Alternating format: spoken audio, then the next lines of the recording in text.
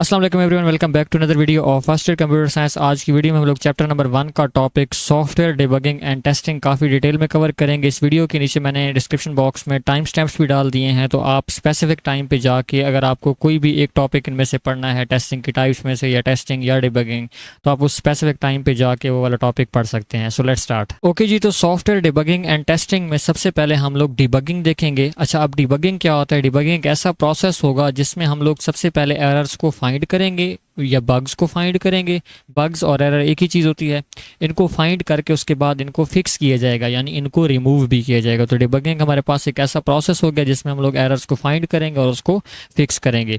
अब बग्स क्या होते हैं? वही बात, बग्स हमारे पास एरर या मिस्टेक्स हैं हमारे सॉफ्टवेयर में, जिसकी वजह से हमारा सॉफ्टवेयर अनएक्सपेक्टेडली बिहेव करना शुरू कर देता है। यानी जो हमने एक्सपेक्ट किया होता है सॉफ्टवेयर उस तरीके से बिहेव नहीं करता, या सॉफ्टवेयर की वर्किंग स्टॉप हो जाती है। तो ये तमाम चीज़ें जो है वो बग्स की वजह से होती हैं। इनको हम एरर्स भी कहते हैं और इनको रिमूव करने के प्रोसेस को हम क्या कह रहे होते हैं? डिबगिंग। अच्छा, अब बग्स कैसे हम लोग आइडेंटिफाई करेंगे? बग्स को आइडेंटिफाई करने के वैसे तो डिफरेंट मेथड हैं, बट बुक में वो कहता है कि आपने क्या करना है, सबसे पहले सॉफ्टवेयर के बिहेवियर को ऑब्जर्व करेंगे कि सॉफ्टवेयर किस तरीके से बिहेव कर रहा है। ठीक है, तो जब सॉफ्टवेयर की बिहेवियर का आपको आइडिया हो जाएगा तो उससे आप प्रॉब्लम की सोर्स तक जाएंगे कि प्रॉब्लम बेसिकली आ कहाँ से रही है। आप सॉफ्टवेयर को जब टेस्ट कर रहे होंगे ना, तो आपको सॉफ्टवेयर की बिहेवियर में कुछ मसले आएंगे, आप उन मसलों की सोर्स तक जाएंगे। जब आपको आइडेंटिफाई हो गया है कि कौन सा बग है, कहाँ पे बग है, जब आपको वो सोर्स मिल चुकी है, तो फिर आपको सॉल्व बग करना जो है वो आपके लिए एक ईजी हो जाएगा। और बग्स आप कैसे सॉल्व करेंगे, कैसे उनको रिमूव किया जाएगा, उसके लिए आप कोड में चेंजेस करेंगे और जो भी एरर होगा उसको ठीक कर रहे होंगे। उसके बाद सेकंड हमारा टॉपिक है टूल्स एंड बेस्ट प्रैक्टिसेस, यानी हमारी डिबगिंग के लिए हम कौन से टूल्स यूज़ करते हैं या कौन सी बेस्ट प्रैक्टिसेस हैं जो कि प्रोग्रामर यूज़ करते हैं। अब ये चीज़ें आपने काफ़ी ध्यान से समझनी है। वेरियस टूल्स और वेरियस प्रैक्टिसेस हैं, मैंने पहले भी आपको कहा है कि बहुत सारे मेथड हैं डिबगिंग करने के, बट जो बुक में कुछ लिखे हुए हैं हम लोग उन्हीं को ही कवर करते हैं। सबसे पहला जो मेथड है वो है डिबगर का यूज़ करना, यानी आप किसका यूज़ कर लो? डिबगर का यूज़ कर लो। अब डिबगर क्या होता है? ये बेसिकली एक सॉफ्टवेयर होता है जिसके थ्रू प्रोग्रामर जो है एक तो सॉफ्टवेयर में से बग्स जो है वो ढूंढ सकते हैं। अब वो बग्स कैसे मिलते हैं उनको? जो हमारा डिबगर सॉफ्टवेयर होगा ये कोड में स्टेप थ्रू होगा। स्टेप थ्रू का मतलब ये होता है कि आपके पास फॉर एग्जांपल कोड की 5 लाइनें हैं, तो ये वन बाय वन एक एक लाइन को चेक करेगा। इसको हम कह रहे होते हैं स्टेप थ्रू द कोड, यानी वो एक एक स्टेप जो है वो कोड में आगे बढ़ता जाएगा और उसमें वेरिएबल्स यानी जो भी डेटा स्टोर करने के लिए हमने यहाँ पे चीज़ें लिखी हुई हैं उनको इंस्पेक्ट करेगा और प्रोग्राम की एग्जीक्यूशन को प्रॉपरली मॉनिटर कर रहा होगा। और जहाँ पे एरर आएगा तो हमें बता देगा कि हमारी इस लाइन में एरर है और हमें वो शो करवा देगा कि आपका ये एरर इस रीज़न की वजह से आया है। ठीक है, ये काम होता है डिबगर का। अब ये वेरिएबल्स क्या होते हैं, एग्जीक्यूशन क्या होती है, ये आपको चैप्टर नंबर 2 में काफ़ी अच्छे से समझ आएंगे। अभी आपने इन चीज़ों के ऊपर फोकस नहीं करना। वेरिएबल आप अभी ऐसे ही समझ लें कि डेटा को स्टोर करने के लिए एक कंटेनर होता है, और प्रोग्राम एग्जीक्यूशन का मतलब होता है प्रोग्राम को चलाना। अच्छा, उसके बाद सेकंड हमारे पास प्रैक्टिस है जिसमें हम प्रिंट स्टेटमेंट का यूज़ करें। फर्स्ट या तो डिबगर यूज़ कर लिया जाए या प्रिंट स्टेटमेंट्स यूज़ की जाएँ। अब प्रिंट स्टेटमेंट बेसिकली यूज़ होती है कोई भी चीज़ आपको आउटपुट करवाने के लिए। फॉर एग्जांपल आपके कोड में 100 लाइंस हैं और आपको नहीं पता कि एरर कहाँ पे है। आप क्या करेंगे? आप हर 25 लाइनों के बाद एक प्रिंट स्टेटमेंट लिखते जाएंगे। ठीक है, आप हर 25 लाइनों के बाद क्या कर देते हैं? एक प्रिंट स्टेटमेंट लिख देते हैं। अब आप चेक करेंगे कि आपकी 25 लाइन के बाद जो प्रिंट स्टेटमेंट लिखी हुई थी क्या उसकी आउटपुट आ रही है। फॉर एग्जांपल आपने यहाँ पे लिखा हुआ है हेलो, तो अगर आपको प्रोग्राम या आपका सॉफ्टवेयर हेलो शो करवा रहा है, इसका मतलब है पहली 25 लाइनें ठीक थी तभी वो यहाँ पे पहुँचा है। अब दूसरी प्रिंट स्टेटमेंट में आपने कुछ और लिखा हुआ था, आपने लिखा हुआ था बाय, लेकिन आपको बाय शो नहीं करवा रहा, तो इसका मतलब यह है कि एरर यहाँ कहीं पे था जिसकी वजह से हमारी ये प्रिंट स्टेटमेंट चली ही नहीं है। इन 25 लाइनों में ही कहीं ना कहीं एरर है। फिर आप इन 25 को भी ब्रेक डाउन कर लेंगे, आप 12 और 13 में ब्रेक डाउन कर लें। इस तरीके से छोटा छोटा आप ब्रेक डाउन करते रहेंगे और आप एट द एंड उस अपने एरर तक पहुँच जाएंगे। तो प्रिंट स्टेटमेंट्स ऐड करके भी आप कोड को चेक करेंगे कि क्या वो वेरिएबल्स की वैल्यूज़ या प्रिंट स्टेटमेंट की वैल्यूज़ जो है उन पॉइंट पे ठीक तरीके से शो करवा रहा है या नहीं। ये जब आप अपने कोड में डाटा यूज़ कर रहे होते हैं, आपके 100 लाइंस हैं, उसमें बीच में डाटा यूज़ हुआ होगा, तो आप बीच बीच में चेक करते जाओगे कि हाँ इस वेरिएबल की यहाँ क्या वैल्यू है, इस वेरिएबल की यहाँ क्या वैल्यू है, इस वेरिएबल की यहाँ क्या वैल्यू है। इस तरीके से भी आपको पता चल जाएगा कि क्या ये वैल्यूज़ ठीक तरीके से चल रही हैं या नहीं चल रही। थर्ड मेथड होता है कोड को रिव्यू करना। ठीक है, आप वन बाय वन जो है बैठ के, आपके साथ एक डेवलपर बैठेगा जिसका काम ही होगा कि उसने क्या करना है, एरर्स फाइंड करने हैं, उसने कोड को रिव्यू करना है, तो एक एक लाइन वो बैठ के चेक करेगा। ठीक है, यानी आपके पास कुछ डेवलपर्स हों जो आपके कोड को वन बाय वन चेक करें और जो भी उसमें पोटेंशियल एरर्स आ रहे हों वो आपको रिमूव करके या आपको आइडेंटिफाई करके वो बता देगा। ठीक है, अब हम देख लेते हैं टेस्टिंग क्या होती है। टेस्टिंग और डिबगिंग जो है ये दोनों काफ़ी जो है वो एक दूसरे के साथ रिलेटेड टॉपिक्स हैं। डिबगिंग करने के लिए ही हम बेसिकली टेस्टिंग कर रहे होते हैं कि क्या हमारे सॉफ्टवेयर में एरर हैं या नहीं। ठीक है, तो ज़रूरी नहीं है कि टेस्टिंग के दौरान एरर्स आएँ, कई बार टेस्टिंग हमारी पास भी हो सकती है, बट टेस्टिंग के दौरान जो एरर्स आएंगे उनको डिबगिंग के थ्रू रिमूव किया जाएगा। अब टेस्टिंग क्या है, एक ऐसा प्रोसेस है जिसमें हम सॉफ्टवेयर को एवेलुएट करते हैं। क्यों एवेलुएट करते हैं, ये चेक करने के लिए कि ये जो रिक्वायरमेंट्स हमें आई थी उसके मुताबिक काम कर रहा है, या जो हमारी एक्सपेक्टेशन थी सॉफ्टवेयर से क्या वो काम हो रहा है। फॉर एग्जांपल आपने लाइब्रेरी मैनेजमेंट सिस्टम बनाया है तो वो लाइब्रेरी मैनेजमेंट सिस्टम के तमाम काम कर रहा है या नहीं। ठीक है, और इसमें जो है वो बेसिकली एक हायरार्की होती है टेस्टिंग के दौरान। उसमें आप क्या करते हो, आपके सॉफ्टवेयर में डिफरेंट कंपोनेंट्स हैं। फॉर एग्जांपल आपके सॉफ्टवेयर में 3 कंपोनेंट हैं, तो जो सबसे छोटा कंपोनेंट होगा पहले आप उसको चेक कर लेंगे, फिर उससे बड़े को, फिर उससे बड़े को। स्मॉल कंपोनेंट से आप जो है वो शुरू होते हैं और ग्रेजुअली इंक्रीज होते जा रहे होते हैं और एट द एंड आप पूरे सिस्टम को टेस्ट कर लेते हैं। टेस्टिंग बुक में 4 तरह की है, इसके अलावा भी होती है unit testing, integration testing, system testing और एक्सेप्टेंस टेस्टिंग। अब इनको हम वन बाय वन डिटेल में कवर करते हैं। सबसे पहले है जी unit testing. Unit testing first level है टेस्टिंग का। यहाँ पे आपने अपने सॉफ्टवेयर के हर एक इंडिविजुअल कंपोनेंट को अलहदा से चेक करना है। फॉर एग्जांपल आपके सॉफ्टवेयर में 3 फीचर्स हैं। ठीक है, फीचर नंबर 1, फीचर नंबर 2 और फीचर नंबर 3। आप पहले फर्स्ट फीचर को टेस्ट करेंगे अलहदा से, इसका कोई सेकंड फीचर के साथ रिलेशन नहीं है।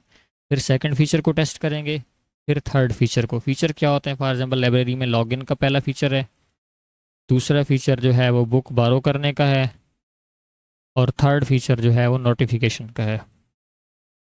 ठीक है, तो आप इन तीनों फीचर्स को वन बाय वन जो है वो आइसोलेशन में चेक करने का मतलब ये होता है कि इनको अलग-अलग चेक करें, इनका किसी और के साथ रिलेशन आपने चेक नहीं करना। ठीक है, और यूनिट क्या होगा, each unit is a small testable part of a software. आपके सॉफ्टवेयर में जो कोडिंग की हुई है उसका एक छोटा सा पार्ट जिसको आप टेस्ट करने जा रहे हैं उसको हम क्या कहेंगे, यूनिट कह रहे होंगे। ठीक है, ये फंक्शन भी हो सकता है, मेथड भी हो सकता है, ये भी आपको चैप्टर 2 में समझ आएंगे। फंक्शंस क्या होते हैं, मेथड्स क्या होते हैं, ये कोडिंग की टर्म्स हैं, आगे चल के आपको समझ आ जाएंगी। ठीक है, आप अभी तक ये समझें कि छोटे से पार्ट को हम फंक्शन कहते हैं, फंक्शन का दूसरा नाम मेथड भी होता है।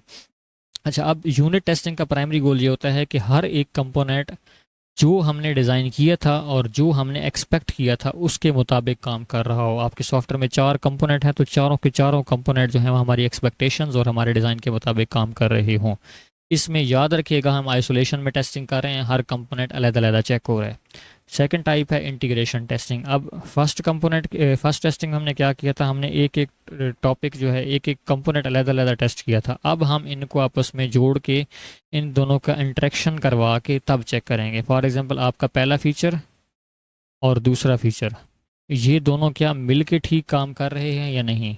अगर इन दोनों को इंटीग्रेट कर दिया जाए, इन दोनों को जोड़ दिया जाए, तो उसके बाद जो है वो ये ठीक तरीके से काम कर रहे हैं या नहीं। फिर इनके अंदर तीसरा फीचर भी जोड़ दिया जाए, दूसरा और तीसरा मिलकर ठीक काम कर रहे हैं या नहीं। तो यूनिट टेस्टिंग के बाद हम इंटीग्रेशन टेस्टिंग करते हैं।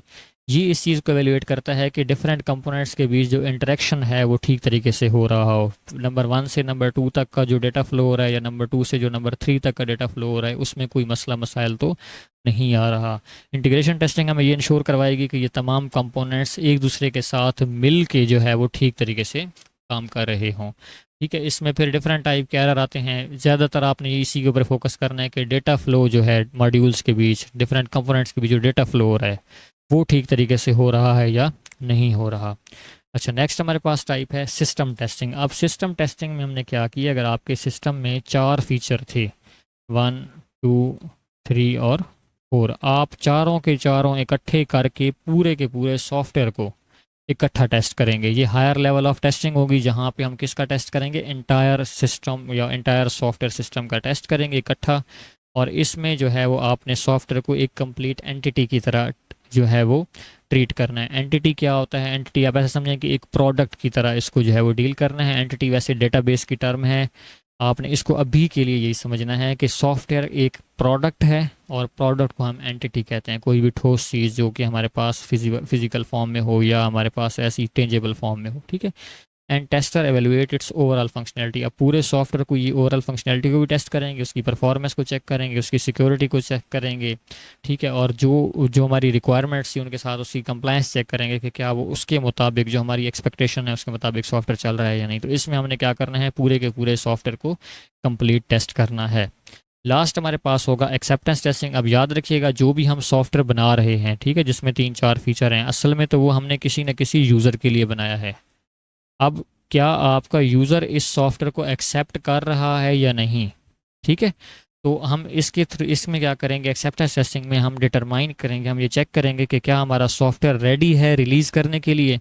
क्या यूज़र्स जब इसको यूज़ करेंगे तो उनको कोई इशू तो नहीं आएगा, क्या वो इसके थ्रू बेनिफिट हासिल कर पाएंगे या नहीं, या वो क्या उनको आसान करेगा या नहीं, ठीक है। और नॉर्मली इसको हम एंड यूज़र्स को बुला के ही, ये जो आपके क्लाइंट्स होंगे उनको बुलाएंगे, आप उनके सामने पूरा सॉफ्टवेयर रख देंगे, उनको कहेंगे कि आप ये सॉफ्टवेयर पड़ा है, इसको चेक कर लें, अगर इसमें कोई मसले हैं तो हमें अभी बता दें, हम इसको ठीक कर देंगे, ठीक है। इसमें हम यही इंश्योर करते हैं कि जो हमारे कस्टमर्स हैं उनकी जो एक्सपेक्टेशंस हैं और जो उनकी रिक्वायरमेंट है, हमारा सॉफ्टवेयर उनके ऊपर क्या करता हो, पूरा पूरा फुलफिल करता हो और उनकी एक्सपेक्टेशन के मुताबिक ही सॉफ्टवेयर बना हो, उनकी फुल रिक्वायरमेंट्स को और एक्सपेक्टेशंस को मीट करता हो, ठीक है। तो ये हमारी 4 टाइप्स थी टेस्टिंग की, और इससे पहले हम लोगों ने डिबगिंग पढ़ा। आई होप आप लोगों को ये टॉपिक समझ आया होगा। अगर इस टॉपिक के रिलेटेड आपका कोई भी क्वेश्चन है तो आप कमेंट सेक्शन में पूछ सकते हैं। बुक में इसके रिलेटेड जो है वो यही सेम इन्फॉर्मेशन है जो मैंने स्लाइड्स में आपको शो करवाई हैं। स्लाइड्स में इसलिए बनाता हूँ ताकि वहाँ पर थोड़ा समझाना जो है वो भी आसान हो जाता है और स्टूडेंट के लिए समझना भी आसान हो जाता है,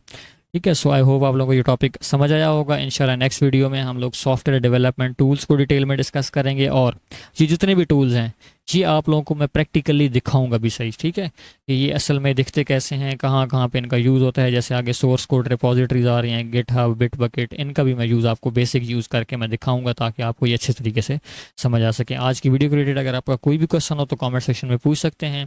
सॉफ्टवेयर डिबगिंग और टेस्टिंग अगर आपको अच्छी लगी हो, इस वीडियो में समझ आई हो, तो वीडियो को लाइक कीजिएगा, और चैनल पर न्यू हैं तो चैनल को सब्सक्राइब करना ना भूलिएगा। इंशाल्लाह मिलेंगे नेक्स्ट वीडियो में, तब तक के लिए अल्लाह हाफिज़।